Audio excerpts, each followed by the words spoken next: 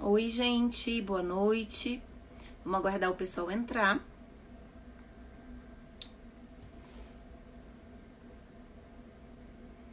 O pessoal já tá entrando, vamos esperar um pouquinho.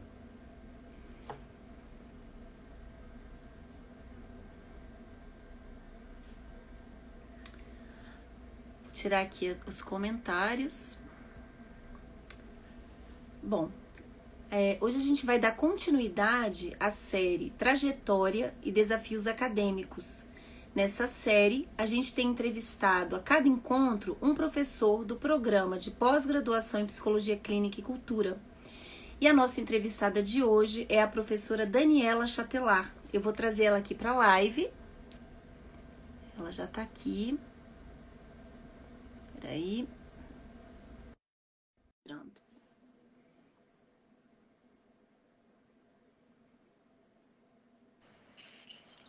Oi, Dani, tudo bom? Oi, tudo bom, Valesca? Oi, querida. Eu Como queria que vai? você começasse contando pra gente um pouco sobre o seu percurso, onde você se formou, onde você fez o mestrado, doutorado, por quais temas você já circulou, que você já pesquisou e também os temas que você tem pesquisado.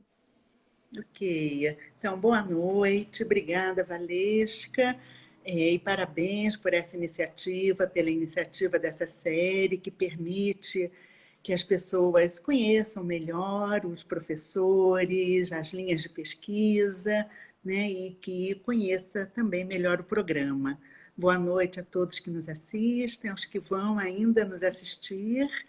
E então, eu fiz, antes ainda mesmo da minha graduação, eu fiz o curso de magistério e me especializei Também. na área do pré-escolar, de 0 a 6 anos, do maternal à alfabetização. E eu fiz o magistério no Rio de Janeiro, no Instituto Metodista Bennett. E lá, desde o início, então, eu já tive contato, fui tendo contato com leituras das ciências humanas, das ciências sociais, cedo com a obra de Freud e outros pensadores. Então, já no curso do magistério, foi me conduzindo, levando naturalmente a escolha pela psicologia. E a psicologia eu cursei na Universidade Santa Úrsula, no Rio de Janeiro, de 86 a 91. E nessa década de 80, o pensamento, né, de Jacques Lacan estava entrando fortemente no Brasil e na América Latina, final dos anos 70, início dos anos 80. E muitos professores da Santa Úrsula, né, alguns deles psicanalistas, e que estavam já introduzindo o pensamento do Lacan junto com Freud, né, na universidade. Eu tive um privilégio de ter pensadores, mestres, aos quais até hoje eu me reverencio e que marcaram muito essa década, né? E o pensamento, a minha trajetória, fundamentos epistemológicos e a escolha e o gosto pela transmissão. Então, já no curso da graduação, eu fiz vários estágios em instituições públicas com crianças no Hospital Gafreguinle, na Tijuca, Hospital Pedro de Alcântara, também na Tijuca, psiquiátrico, pediátrico, e tudo isso também foi me conduzindo a um gosto pelo trabalho institucional com a psicanálise, né? Paralelo a esses estágios, grupos de estudos é, teóricos e também, enfim, supervisão. Então, esse foi o período da graduação. Já bem no final da graduação, o mestrado me levou, né, me conduziu ao solo francês, à fonte, né, é, é, onde eu tive a oportunidade, né, lá de fazer a minha formação em Paris, com os contemporâneos, os discípulos de Lacan, ainda no início da década de 90, também estágios em hospitais, mais uma vez, instituições públicas, e no próprio Hospital Sant'Anne, né, em Paris, onde a psicanalista Colette Soler também dava os seus seminários. Enfim, então tudo isso, né, já foi me conduzindo naturalmente pela via da psicanálise. Alguns dos meus professores da Santa Úrsula depois fundaram o primeiro mestrado em teorias psicanalíticas na UFRJ, né, o Luiz Alfredo Garcia Rosa, que, né, fundou esse mestrado. Então, eu tive, né, né, todo esse contexto que me favoreceu né, a essa escolha. Então, eu fiz um mestrado com François Ragnot, na Universidade de Paris 8, em psicanálise. O Departamento de Psicanálise da Universidade de Paris 8 foi fundado pelo próprio Lacan, então já teve essa inserção na universidade, na pesquisa, né, da psicanálise. Obtive uma bolsa de estudos também no meio do caminho, já quando estava iniciando o doutorado, mas o doutorado foi na área de filosofia com o filósofo Alain Badiou. Então, assim, eu posso dizer que a minha formação foi marcada desde o início, essa veia, né, pela transmissão, pela psicanálise, pelos fundamentos epistemológicos, e que foram, né, me conduzindo às linhas de pesquisas atuais. Quando eu retornei ao Brasil... Dani, só uma coisa. Sim. Quais foram os temas de mestrado e doutorado? O de mestrado eu trabalhei, foram temas mais teóricos na época, né? Então, do mestrado foi o conceito da pulsão escópica, né? Um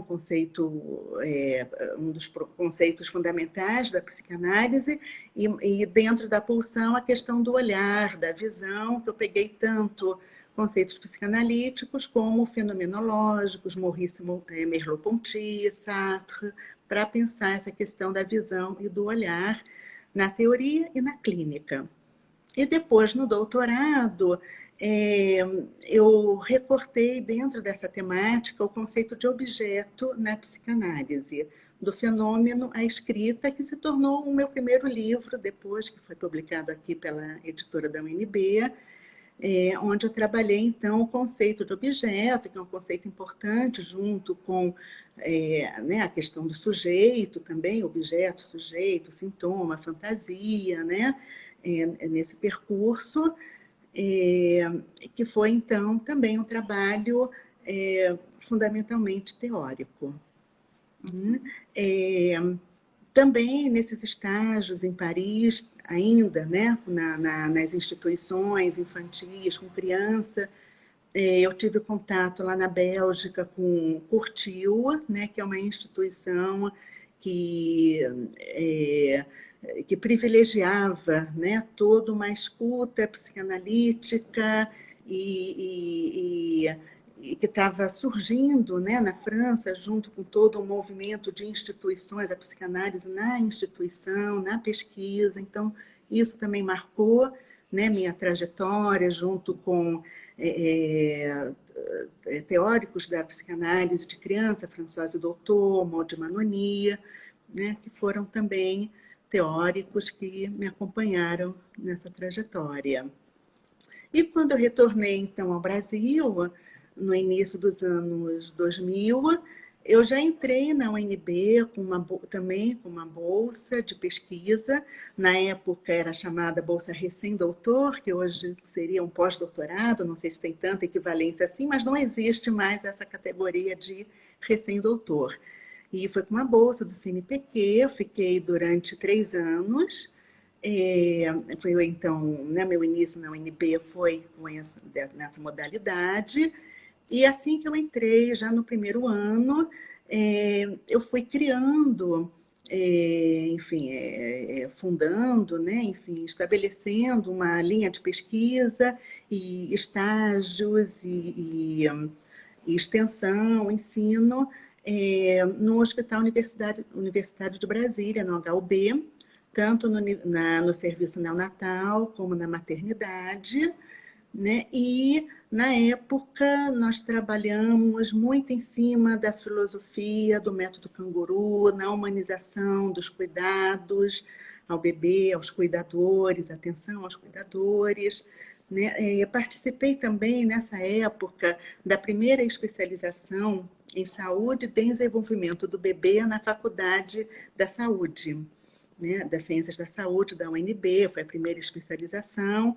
Também da especialização em teorias psicanalíticas, coordenada na época pelo professor Luiz Seles. Então, foram assim os primeiros anos na UNB, como pesquisadora, e pesquisadora fundamentalmente, né, nessa linha de estágio e extensão. Tem algum outro? Você vai falar de outros temas, né? Que você também já pesquisou, que não seja a relação do bebê ou da mãe-bebê. Sim, aqui esse foi o início, né? Digamos que foi por onde eu comecei, né, na UNB. Depois também, recentemente, fiz um pós-doutorado em 2 etapas na universidade, na USP, com a professora Ana Maria Lofredo, e depois, na segunda etapa, na Universidade de Tel Aviv, no Departamento de Ciências Sociais, com o professor Ruri Hadar. E eu trabalhei, né, basicamente, nesse período do pós-doutorado, revisitei o conceito do trauma, da psicanálise e os efeitos de eventos pós-traumáticos no sujeito, né? E isso também culminou quando eu estava em Israel, a Covid, né, o coronavírus, ainda iniciou antes do que aqui, né, do que aqui no Brasil, e toda essa questão também de eventos traumáticos, pós-traumáticos, né, de alguma maneira eu vivenciei lá nesses últimos tempos, né, nos últimos meses, antes de retornar ao Brasil. Então, foi esse o tema de pesquisa. E fora, então, essa minha formação, os temas de pesquisas que eu venho trabalhando, bom, tem digamos, o projeto Guarda-Chuva, né, a linha de pesquisa principal, que é o corpo na psicanálise, mal-estar, laço social e sofrimento, né? E essa linha de pesquisa, digamos assim, que a psicanálise, né, acho que é importante também ressaltar isso, ela e muitos alunos que me procuram para fazer doutorado, mestrado e até pós-doutorado, vêm também de outras áreas que não apenas da psicologia. Vem da filosofia, da literatura, né, de outras áreas afins. E a psicanálise convoca, né? Quer dizer, tem esse diálogo, essa interlocução, há muita vanguarda, né, nesse sentido de poder estar na cultura, né, e com outros, em conexão com outras áreas, né, de saber. Então, eu diria que a minha linha de pesquisa, né, ela tem esse projeto, mas cada orientando ele entra com a temática que interessa, né? Claro que tem a ver com a minha linha de pesquisa, dentro dos fundamentos de Freud e Lacan, mas que também ele traz na sua trajetória, no seu percurso, já uma certa pesquisa para dar continuidade, quando é no caso do doutorado, do pós-doutorado, ou, né, no mestrado. Então, algumas linhas de pesquisa que eu venho trabalhando, o conceito do corpo, o fenômeno psicossomático, o adolescente e o uso de drogas na contemporaneidade, a dança e a psicanálise, uma mestranda que está trabalhando a dança de Pina Bausch, não é a primeira, já é a segunda mestranda que vem trabalhando a questão da arte, da dança, né, da psicanálise, o enfraquecimento da função paterna, né, do simbólico, e com a internet, com as redes sociais, a paternidade, muitos temas ligados, sim, à maternidade, ao feminino, né? As interações mãe e bebês no autismo, na psicose, né? Em outras, no contexto hospitalar, depressão pós-parto, as identificações no processo da constituição subjetiva, e que um outro braço, né, que eu trabalho dentro dessa pesquisa é justamente a construção, né, da constituição subjetiva e os seus efeitos na contemporaneidade, no outro. Então, temas que vão, né, que envolvem toda essa temática, né, dos efeitos do sujeito, seus sintomas na contemporaneidade, na transgeracionalidade também da sua história. Não, muito legal. Me diz uma coisa. Sim. Quando você descobriu, porque essa é uma curiosidade dos alunos sempre, Sim. quando você descobriu, você teve que se haver, vamos colocar assim, com seu desejo de ser professora, de ser pesquisadora. Quando isso surgiu para você? Então, acho que isso surgiu lá atrás ainda, quando a gente começou agora a nossa conversa, eu dizia do magistério, que o magistério não foi qualquer coisa, quer dizer, eu fui buscar isso, que eu sabia que alguma coisa já nessa área das ciências humanas, né, e o lidar com, bom, no caso do magistério, mais com crianças, né, já tinha uma semente aí que já estava me chamando para essa área mais, né, das ciências humanas, e junto com isso, não apenas com a clínica ou com a prática, mas também com o comprometimento da transmissão desse saber. Né, poder transmitir o gosto pela transmissão, o desejo de sustentar esse lugar, o desejo de sustentar o lugar, né, do pesquisador. Acho que isso tudo foi se tornando, né, não foi dado de início, mas foi marcado bem cedo pela minha trajetória, esse se tornar uma pesquisadora e, sobretudo, o desejo de transmitir e trocar, né, com os alunos, com pares, com interlocutores, essa fonte, né, do saber. Então, isso assim, não foi um resultado, mas foi que foi me movendo a ir avançando a cada etapa da minha formação. Me diz uma coisa, dentro da sua área de pesquisa, na sua opinião, quais são os principais desafios no cenário nacional e internacional? Então, eu acho que hoje, no contexto e no momento em que estamos vivendo, né, e que estamos vivenciando, o incentivo à pesquisa é um desafio enorme, imenso, tanto nacional como internacional, guardando as suas devidas proporções. Né? Quer dizer, o incentivo à pesquisa, a valorização desse lugar, né, do pesquisador, nesse momento onde a ciência e a pesquisa é cada vez mais desvalorizada, sustentar o lugar da formação, e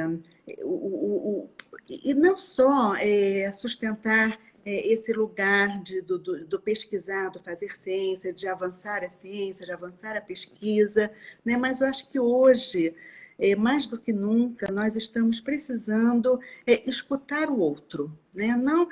Não apenas o outro no seu espaço, né, subjetivo, mas poder escutar o outro também na sua alteridade, né, no que e a subjetividade no outro, né, e o outro, a alteridade, o outro em você, né, quer dizer, nessa dupla, o sujeito e o outro, não há um sem o outro, e eu acho que na universidade, né, é um lugar privilegiado para que essa escuta, essa disponibilidade, essa abertura à pluralidade, a abertura à diferença, né?